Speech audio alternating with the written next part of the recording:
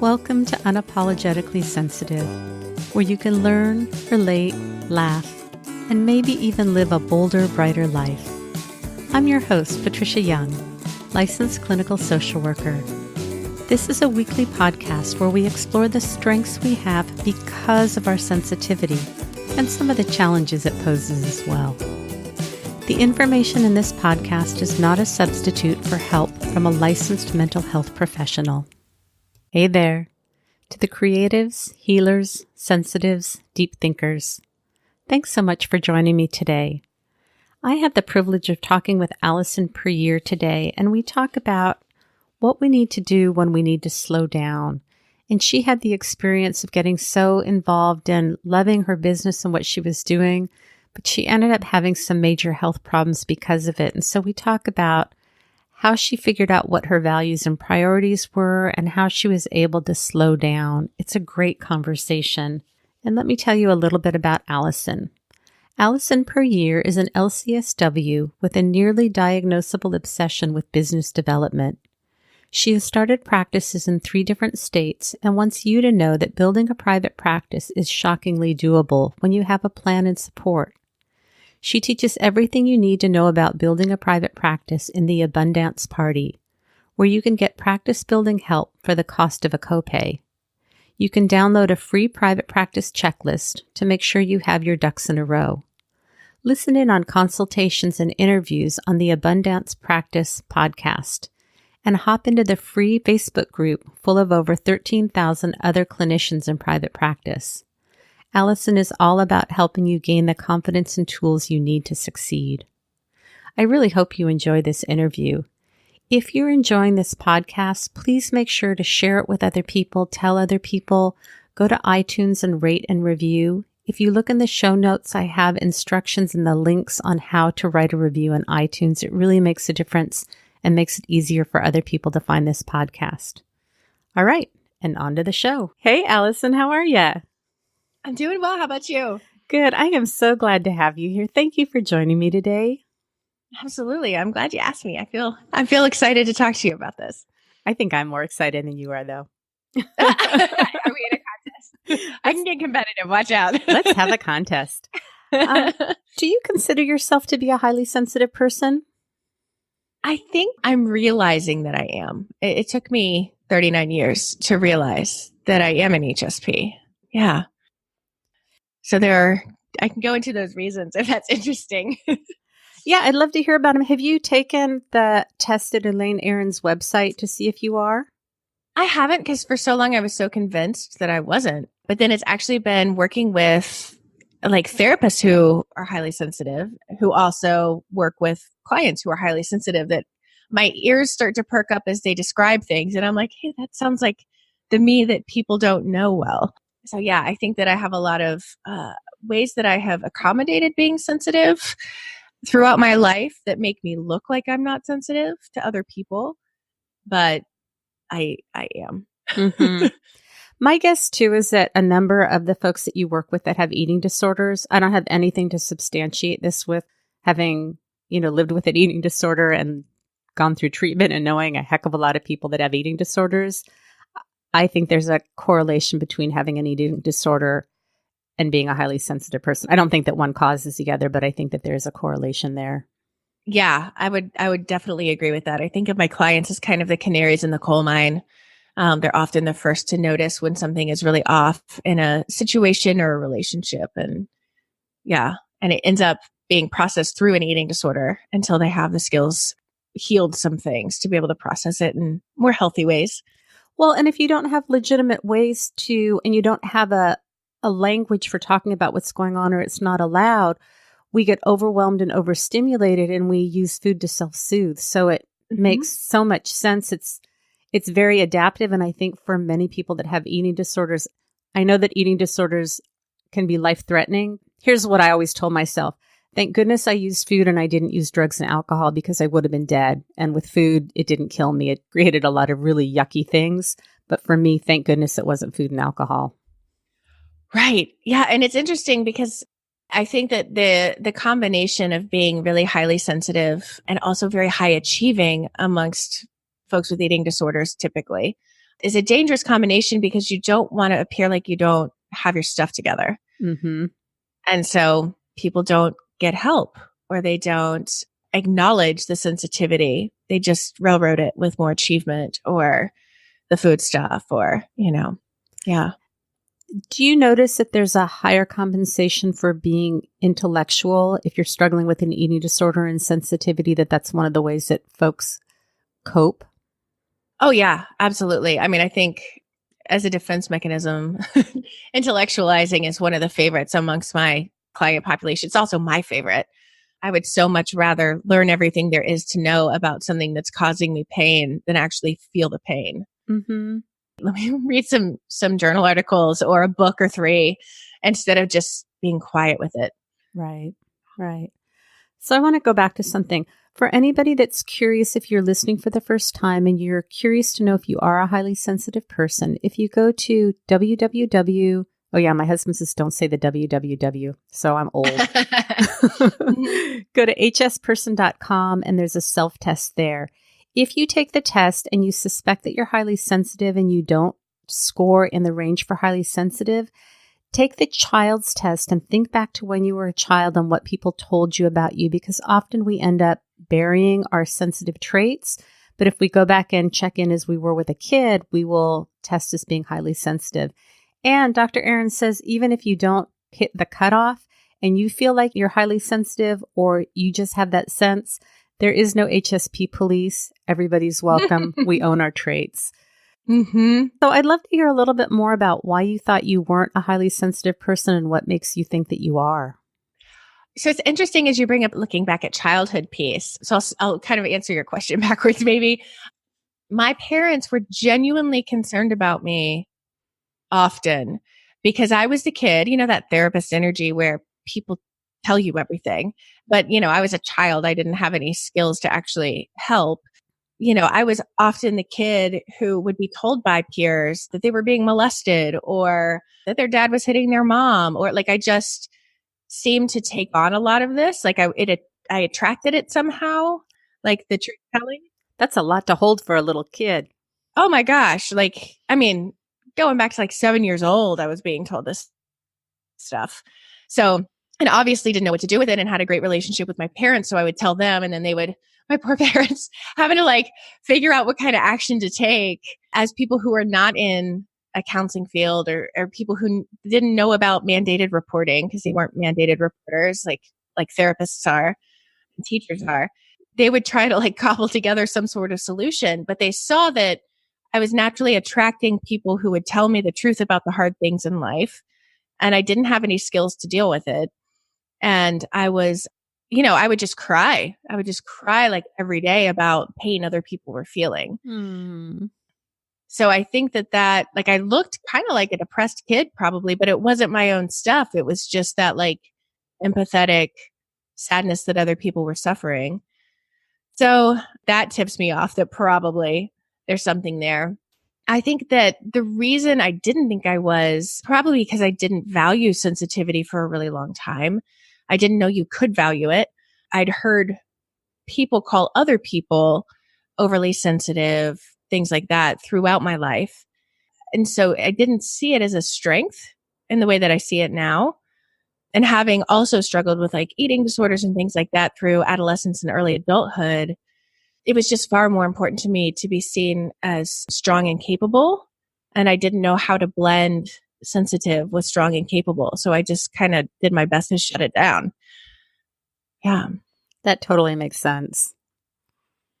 Yeah. And now that I can kind of hold it all, that I am totally strong and totally capable and also deeply sensitive, I can hold all of that. And I mean, I can freely admit now in public in a way that would have horrified my 21-year-old self. They're like, oh yeah, I cry all the time. All sorts of things make me cry.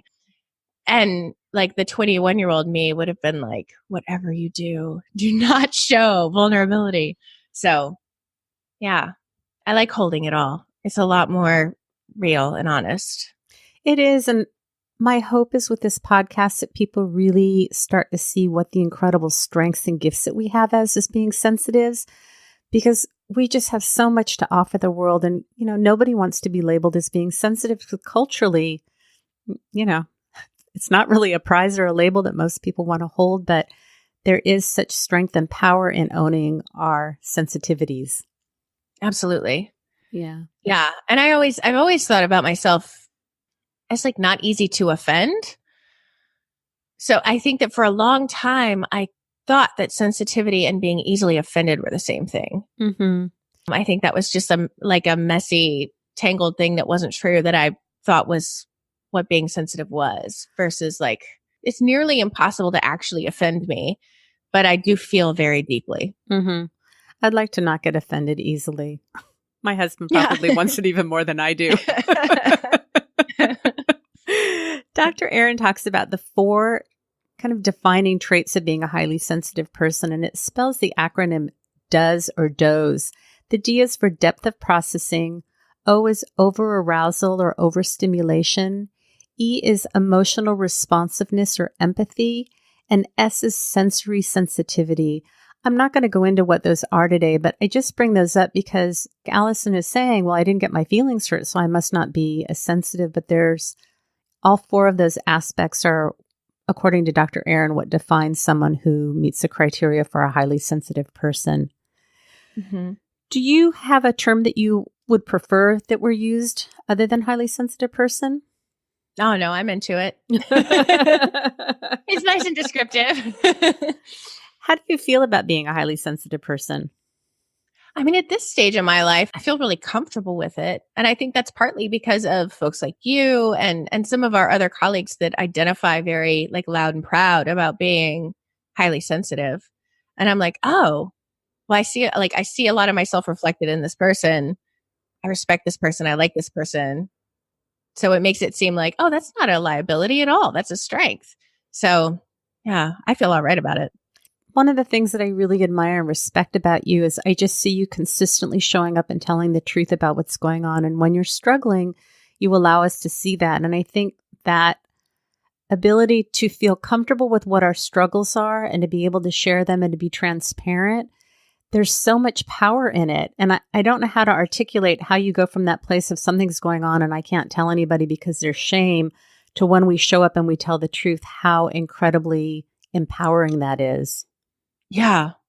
And I think you have to, if it doesn't come naturally for you, which, I mean, maybe it does, but then our culture definitely doesn't want you to be vulnerable if you're surrounded by people who don't value that, I should say. I would say as a cultural norm, being vulnerable and honest is not a hip thing. But I think that getting to this space of being open about your vulnerability, because I think we all feel it to some extent, whether we shut down that feeling quickly or feel it fully depends on the situation and the person probably. But to be open about vulnerability makes it safe for other people to be open also. And I think that's just really important to me that we all feel safe to be honest about things. Well, and I think that's why being able to role model that for others is so important, because my belief is that we have so much shame, feeling like who we are isn't okay, what we feel isn't okay if we grew up not having the language and the permission to talk about feelings, that then we have a feeling we feel like we're not okay, we shut it down, and that creates shame and we can't have vulnerability. And what Brene Brown says is vulnerability is about courage and it's a skill that we develop. So my hope is that, by having guests like you on who model courage and vulnerability, other people watch it. And, that's when we have that connection. When we see that vulnerability, we're like, it touches our hearts. Yeah. Yeah. Yeah. And it took a lot of practice for me and a lot of therapy really to get to a point where I could. And then it became kind of my lifeline, because I realized that if I'm not honest about everything, not everything, but if I'm not honest and vulnerable out loud to someone, it doesn't have to be like a big audience. It could just be my partner. If I don't do that, I start to wither and I start to discount my own emotions and my own experience. And I can't risk that. No, the stakes are too high for that. Absolutely. What my experience is with safe people in my life, when I'm able to show up and I'm in the middle of a struggle, not through it where I'm telling you about, let me tell you about what happened last week and how I got through it. That's very different than being in the moment and saying, I'm in pain, I'm struggling, things are hard, I don't know what I'm going to do. when we get to the place where we can do that and we have people that can hold space for us in that place, it is so powerful. And the shame just really diminishes. For me, the gremlins come up, but I can call the gremlins out.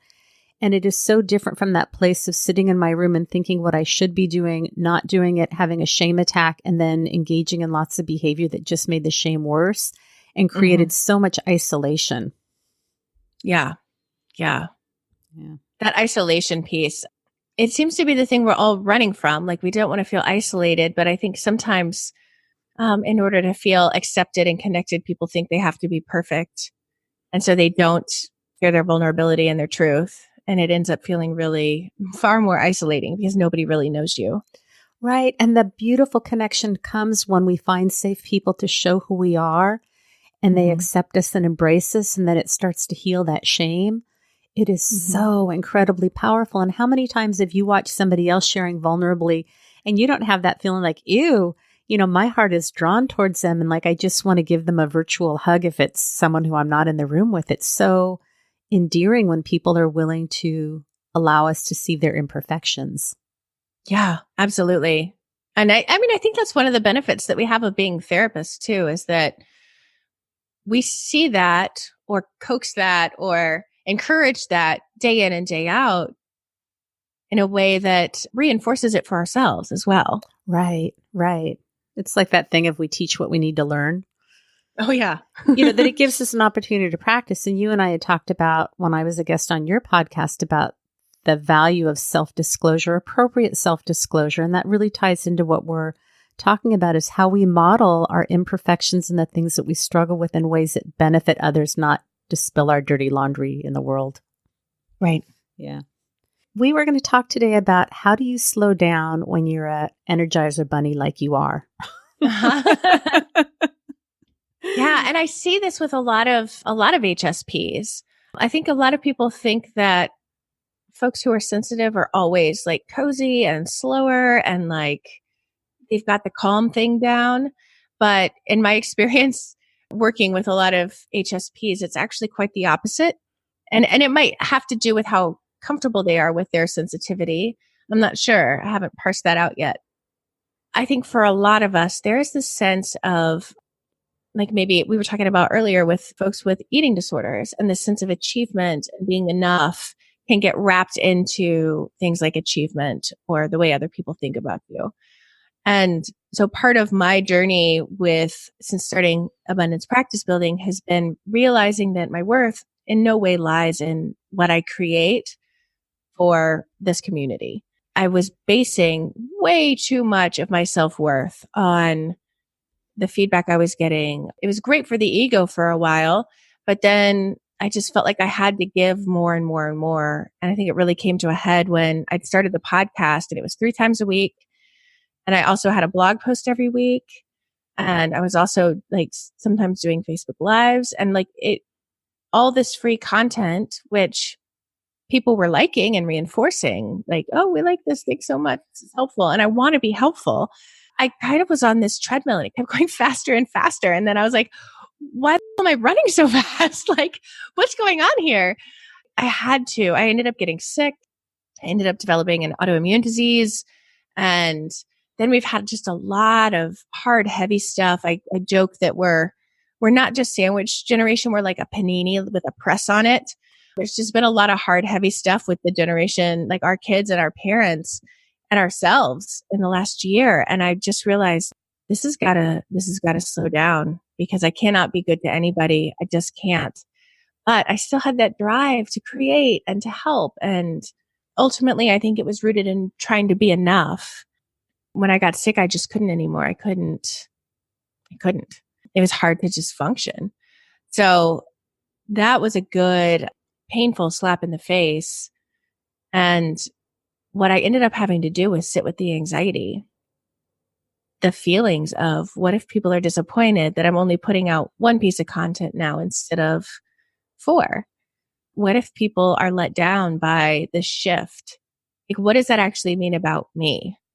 And it took a lot of soul searching to find what was kind of obvious. It doesn't mean a thing about me.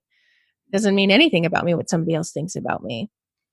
And so getting more at peace with myself certainly helped slowing down. But then I really had to have structures because that old pull, I mean, for my entire life, I've been high achieving and I've been positively reinforced for that. So to all of a sudden be moderately achieving, because it's not like I stopped anything, to be moderately achieving felt like I lost a piece of my identity. And I'm really grateful because it turns out I was overwhelming people with all that content. And I was like driving myself too hard for something that people weren't even asking for. And I just had these assumptions about what my audience wanted from me without asking them, which is funny because when I work with people, I'm real big on like, you have to validate your idea. You can't just assume you know what people want, even if you know them well. And I guess that's kind of a hard one lesson is I just kept going as if more was better. And that was such a theme in my life of achievement wise, more achievement is better. And now looking into next year, I'm really clear. I'm excited to do less. I've got plenty on my plate that is fun or is family focused or it's just like necessary, like not even the fun stuff, but just necessary life stuff that needs to get done. That if I'm driving myself too hard in my businesses, just not, I can't be good anywhere. Right. But do you think that, I mean, I think sometimes we just don't know until we go through it and then we realize that it's not working. I mean, I think it's easy to say, well, this is how much I'm willing to put into something. But when we're building businesses, we do put our all into it until we know that it's not working anymore. I mean, do you think that you could realistically look back and with the knowledge that you had building, do it differently? No, I had to hit a wall. And that's how I work. I have to hit walls. I would love to be one of those people who learns from other people's mistakes, but most of the time I just have to kind of fail on my own and learn from it that way because I just want to give it a shot. I want to try. But because I'm like a trudger, I will trudge through things that suck for a really long time, just telling myself like, don't be weak. You've got this. Like, keep going. It'll work eventually. I have to be really careful of that. Like now I notice where I feel that trudging feeling in my body and I'm like, ooh, let me phone a friend, like let me call one of my trusted business buddies and say, hey, I'm noticing this feeling around this thing. Can you talk me through it? There's often some sort of emotional piece that I've got kind of tied into my business in a way that doesn't make sense. It needs some sorting out. So it helps that most of my like business buddies are also therapists because they can hit it from both angles. Yeah. Yeah. I really identify with so much what you're talking about. And I love the panini because I've been thinking like, I'm just a tired piece of lunch meat in this sandwich generation. Like I'm just a really tired piece of lunch meat. So the panini really works. And I think too, it's hard when we are those achievers and we like getting that feedback because that's part of what the drive is. And there's this tipping point of when you're building a practice and you're doing the hustle, and then it starts to tip where you're getting enough business or feedback or income or whatever it is that you want, that then things start to shift and you need to start doing things differently. I mean, it's like a balancing act. It really is. Yeah. And it's, I mean, like I have a course in my membership site called Full Practice New Problems because that I kept hearing about that. Like I'd work with people and they'd kick butt and get these full practices. And then they're like, oh my gosh, I'm so overwhelmed and the systems I thought were working aren't working. And I mean, you do have to reconfigure. And I'm just a huge fan in all ways now. Like I try to monthly sit down and say, okay, what is important to me? What are my actual real priorities? Because I realized it's really easy to just keep living 2 years ago's priorities without checking in. We just don't have a lot of opportunities to check in to say what's actually important. Can I ask you, what are some of the things when you sit down on a monthly basis that are important to you? So right now, my health is most important to me because I realized I had another flare up a few months ago and I'm not going to use the word I was going to use because it was awful. I wasn't functional. I would be able to do a few hours of work a day. Well, I would do most of a full work day. And then I just couldn't with the kids and my partner and my family. Like I didn't have any energy left. I just needed to lay down and sleep. So I was sleeping like 14 hours a day plus a nap sometimes. My body was just shut down. Getting out of that, I'm really clear. I know that my biggest trigger for my health is stress. And so in caring for my health, it means I have to really manage my stress levels. It means shedding a lot of stuff that I might have previously agreed to, or like I've just got this rule, if it's not a hell yes, it's a no with anything I agree to, and I have to deal with FOMO sometimes because I'm lucky that I get offered a lot of opportunities, and the old me would have just taken every single one and gotten just bedridden really. But I hit this thing where I was like, I think if I continue like this, I'm going to have to spend like months in bed. I can't do my life. I don't want to do my life like that. If I can avoid that, I want to. So managing my stress and making like sleep a priority, which I've been good about for a long time. So that's my top priority because everything else falls apart if I don't have that. My family, like all the sandwich generation stuff going on, the millions of appointments, the managing my own responses so that I don't freak anyone else out when we get bad news or things like that. Like that just takes a lot of energy. Normally, like my partner is my go-to for venting that, but he's in this with me. So it's been an interesting thing in our relationship to figure out how to negotiate when we're both freaked out or when we're both grieving or when we have different ways of dealing with it. And thus far in our 12 years together, we've been seesawing where if one of us is freaked out, the other one is really calm and steady and able to support the other person. And because my emotions are really big and I'm very expressive, I can kind of suck all the air out of the room and be the only one who gets to have feelings. And so being really mindful of that with him, because he's got all the same ones, he's just less verbose about it. That's been an interesting thing, but just keeping like using all of my stress management skills and all of my DBT skills and my ACT skills, like everything I ever learned as a therapist. I'm like, I'm just going to throw all these things at it and see if that helps me manage.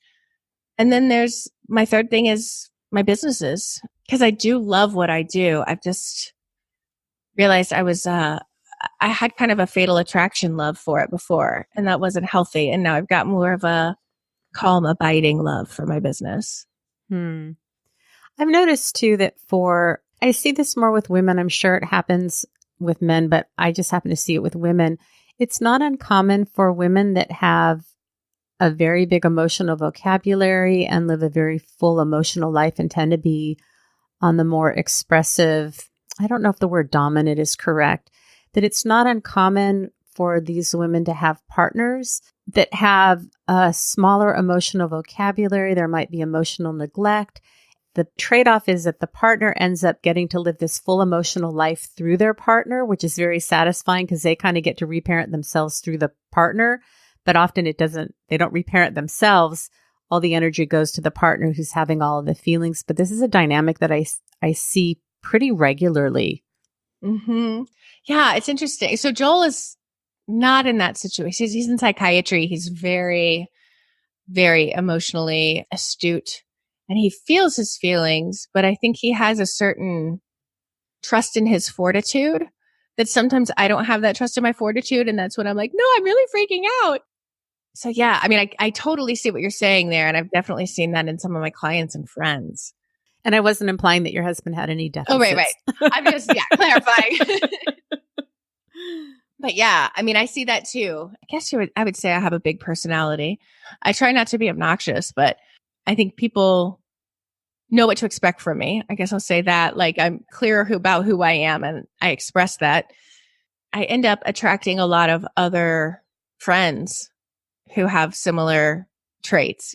I tend to attract more introverted friends than I am introverted, and then I have to be careful not to overwhelm them because I'm like, let's do all the things in this like tiny spare thing I have of time. Yeah, I feel like I'm rambling. No, I'm good. Okay, cool. What are some of the ways that you got yourself to slow down? How did you take that process? Because it's hard when, and just to be transparent, I feel like I'm kind of where you were. So I'm having a harder time asking questions because I'm trying to figure out like, am I heading down the same path that you are and not knowing it? And I can definitely see where, I really drive myself hard because I'm excited and I'm passionate and I just want to get the word out. And I can tell when I'm not honoring my needs and I'm just not able to not do it. And all I can do is acknowledge that. So I'm having a little bit of like, how much do I want to say while you're talking? Because I feel like I'm in it and I don't think I want people to see that I'm in it because I'm not sure if I'm in it or not. Does that make sense? Yeah. And I think trust yourself. Like if you think you're in it, you're in it. It's like that buzz. Do you know what I'm talking about? Like that buzz in your head when you're like really rolling. Yeah. If that's you most of your time. I mean, I think some people call that flow, but I think flow is a different thing personally, having experienced both. There's more peace and calm with flow than the kind of like hypomanic energy of like, I'm just knocking it all out. So here's what I always do when I have any kind of stressor. My executive assistant, Megan, she knows to expect this from me now, but I think it probably made her job harder when she first started.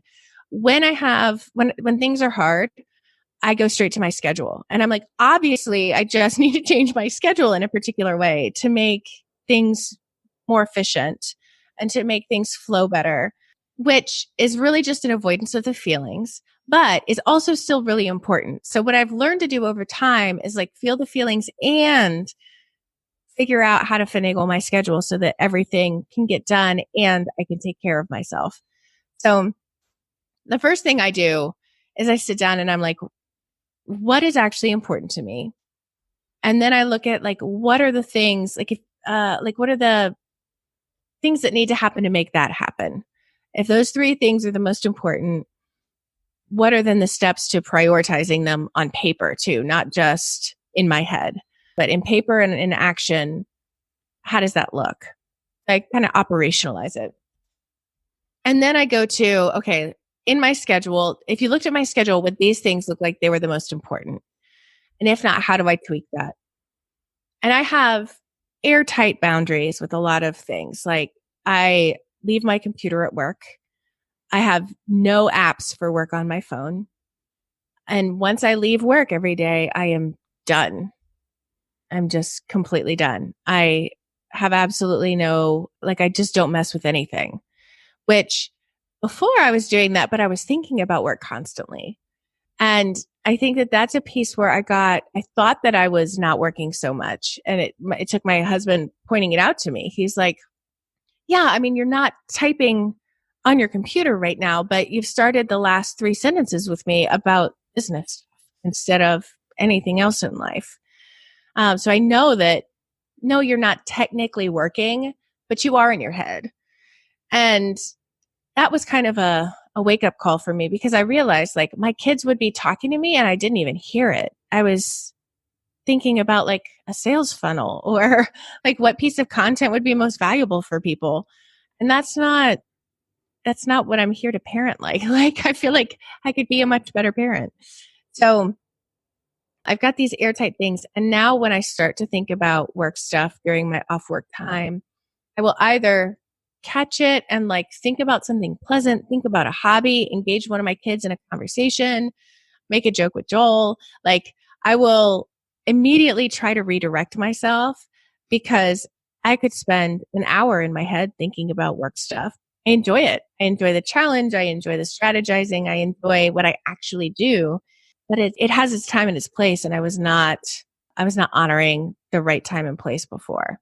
I'm the one who picks our kid up from kindergarten because I'm the one who needs a hard boundary for when my day stops. Yeah, there are just certain things. I had to bring my computer home for something non-work related the other day.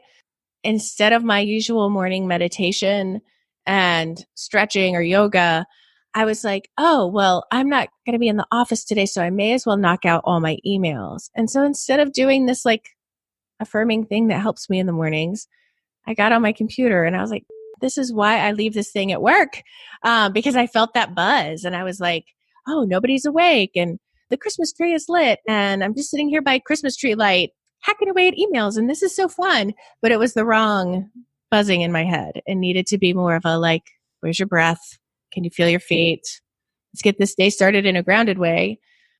I have to stay on top of myself and I have to keep my boundaries, including saying no to a lot of things, which is really hard for me, both from the FOMO perspective, but also from not wanting to disappoint people or hurt people's feelings or let them down. Yeah. Have you heard of JOMO? Yes. I actually just heard about that last month in a podcast. And I was like, I dig this. Yes. Because is it Warren Buffett that said something like, the more successful you are, the fewer yeses you say, or something in that vein, or like the most successful people say no more than any other word or something, which just sounds really negative and blah, blah. But I get it now because the more people appreciate your work, the more you get invited to do things that sound really great. But I'm not traveling for work. I didn't this year and I won't next year just because got all this family stuff I got to handle. It just puts too much of a toll on everybody when one of us is gone for work. We'll still do it for like pleasure. We each will go do our own things and also do something together, my husband and I, and leave my folks with the kids. But when one of us is at work and not really getting totally revitalized at like a conference or something, we come home depleted, and then it's hard to take responsibility of all the household stuff when you're feeling like, oh, I know you've been with the kids all week, but I'm tired from this conference. It just doesn't work. It's like you need a vacation after a vacation. Absolutely. Honestly, if you're a sensitive, you really do need a couple days after you come home from being out of your routine to just settle into being back in a routine. And then for those of you that don't know, so FOMO is fear of missing out, and JOMO is the joy of missing out. And if you're a highly sensitive person, often that reframe of JOMO, that we feel so much better and recharged and replenished when we do say no and we can take care of ourselves. So that's really an important one to keep in mind. I think an interesting thing too is when I think about JOMO, I often think about introverts, right? And I'm extroverted, which is not common in somebody who is highly sensitive. I just find it really interesting. There's almost like a paradox there but at the same time, I hate crowds. Like, it feels like there's a parade every weekend and I just want nothing to do with it, even though I feel like I'm supposed to take my kids to the parade. So I don't, because I don't do what I'm supposed to all the time. Yeah, the extroversion thing. And I was far more extroverted and actually loved crowds back when I was suppressing my sensitivity and when I was acting like everything was fine. Working as a bartender at a college bar that was just like packed gills and lines all around. Like, that was my happy place. And now I'm like, oh God, that sounds exhausting. I would rather just sit here in my slippers. So 30% of highly sensitive people are extroverts, 70% are introverts. One of the things it's a little bit of a mixed bag that Susan Cain, who wrote Quiet, there's somebody else who's done The Quiet Rebel. There are a number of publications and information out about introverts, and the authors have mixed in the traits of being a highly sensitive person with being an introvert. So the good news is that people are knowing about the traits. The bad news is it's all being attributed to being an introvert. So many people who are introverts are also highly sensitive, but they don't know that because the information isn't as pure, which is why I have such a passion about, you can call yourself whatever you want, but I want people to know that this is really the trait of being a highly sensitive person that's an overlay with being an introvert. And if you go back to hsperson.com, there's an article, I think it's called Introvert Extrovert. It's by Jaquelyn Strickland. It's a great article because I thought I was an introvert. And when I did your abundance practice course, Allison, and you talked about all this marketing, I got like, there's no way I am so not an extrovert. I am an extrovert. I'm a highly sensitive extrovert. So that we are going to get overwhelmed, overstimulated. We need more downtime, but we need enough novel stimulation so that we don't get depressed and lethargic. So it's a little bit of a different hack. And when I thought I was an introvert, I did a lot of avoiding because I think what I thought was social anxiety was really being overwhelmed and overstimulated at a young age and not knowing. And I just knew it felt terrible. So I avoided social situations, but I love people and I love connecting just in small groups with people that I know where we can have really rich conversation. Right. Yeah. Yes. Yeah. Okay, I want to be respectful about time and I want to hear more about slowing down, but I also want to ask you some more questions. Are you okay if we move ahead, or is there anything you want to say about slowing down before we move on? Now we can move on. I just want to talk to you all day. What are some of the challenges that you experience as a highly sensitive person? Because I'm pretty public, just in general in my business, having haters sucks. And I have ways that I've learned to manage having haters. And I don't mind when somebody's like, oh, I disagree with this, or, I don't mind if somebody disagrees with me. But when people are just nasty, it just messes with me. And let me think through this before I say it out loud. Recently, when like big stuff was going on, I know my reaction at this point when big hard things happen, that for about 12 to 24 hours, I just need space to be a mess. I just need the space to like barely keep it together. And then usually I get into go mode. And it's not that I don't still feel sad or feel grief or feel concern, but I just kind of channel some of that energy into, okay, well, what's the action plan? How can what's the treatment here? All that kind of thing. And I do a bunch of research. I really see that as honoring your feelings. And I think we often jump into not allowing ourselves to have feelings. And I see that as like you really create space to have all the feels. When we allow that energy to move through us, then we can move on. But if we don't, that stuff just festers and it's going to keep popping up like the whack-a-mole. Totally. And it took a lot of therapy to get to the point where I could feel my feelings in the moment instead of being like, I'll deal with that later. And so like it comes up, like it becomes potentially problematic when I happen to be talking to somebody, like seek support from somebody who doesn't know this pattern, and they get like worried that I'm going to feel this way forever. And they try to cheer me up, or they try to like minimize. And so that can be hard. And so I've learned if I am, because, sometimes you have friends that you talk to for some things versus others. And if it's a newer person in my life, and for whatever reason, I want to talk to them about this thing, but they haven't ever seen me messy before, I try to be really open and honest at the beginning of, here's what's about to happen. I'm about to be a mess. I will probably not be a mess 24 hours from now, but right now, this is just how I process. And like, if you could just validate that it's hard. And I just give people language, because everybody wants to be helpful, but people don't always know what to say.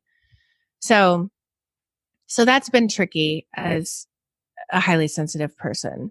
That's such great self-care, though, that you know what you need and you're able to let somebody else know, because I think people often feel so powerless and helpless. And if you're not a therapist and you don't know that it's okay to just allow people to be in that space, people feel like they have to do something. And so you're giving people permission to just sit back and be there with you. What a beautiful gift.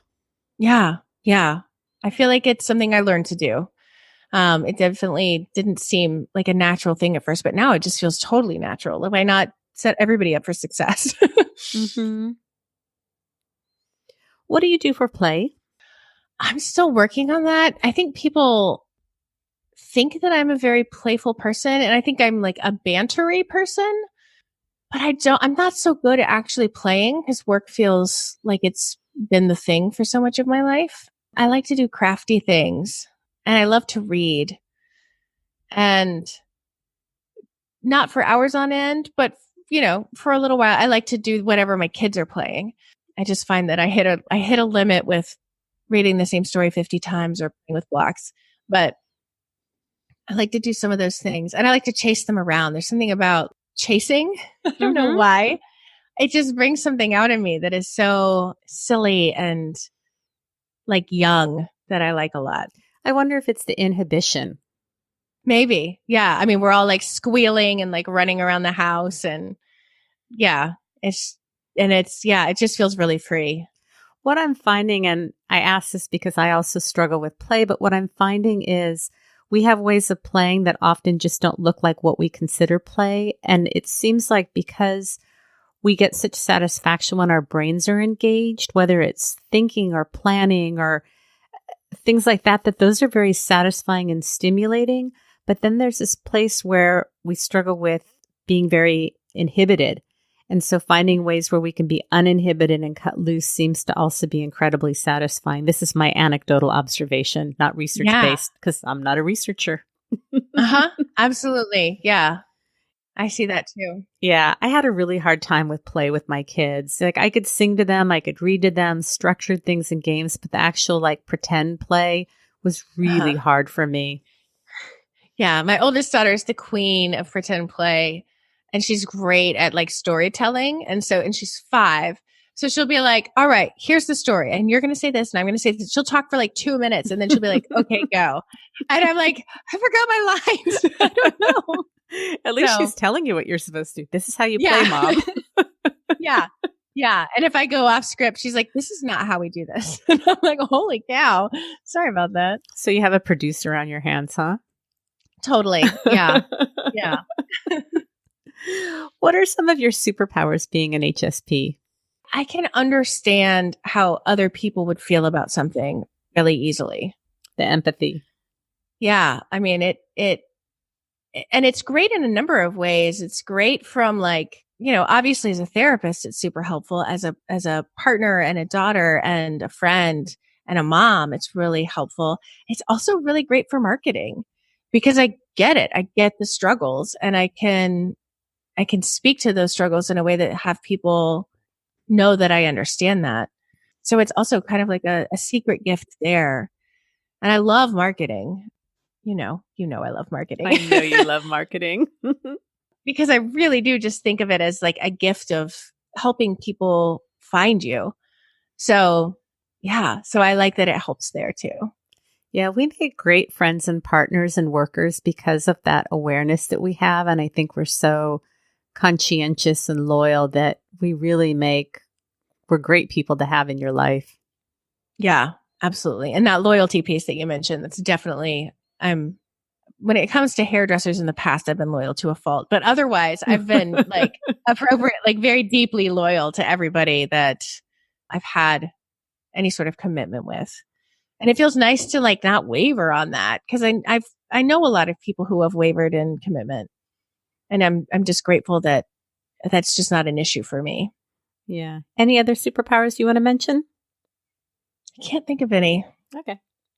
Yeah. I mean, I know I already said this, but I just see you as showing up in such an authentic manner. And even when you've had trolls and haters, I learned so much from you because you're willing to just show up and be so authentic and transparent. That's such a huge value of mine. So I just really want to publicly acknowledge you for that because I really feel like you're modeling for so many people. How do we show up and do life when it's hard? Thank you. I appreciate that. Yeah. Yeah. What would you want to tell your younger self about being highly sensitive? I think I would tell her, like, you can have a high frustration tolerance and be tough and handle whatever's thrown at you and be highly sensitive. Like, that's okay. That's more you than anything else that you're trying to do right now. And just give some permission to feel the feelings. It's that place for the and, being able to hold two things that we would think would not go together, that you can have a high frustration tolerance and be tough and be sensitive. It's not an either or. I love that. Hey, yeah. I really did think that they were separate things for most of my life. And I'm really glad that it gets to be both and. Yeah. Is there anything else that we didn't talk about that you just have a burning desire to share about? Anything at all?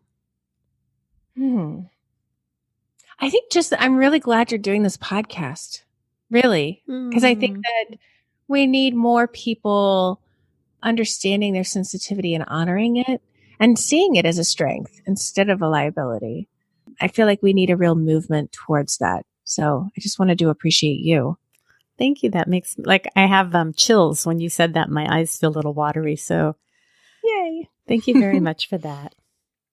Absolutely. Tell us about some projects that you're working on and where can people find you? What do you want people to know about?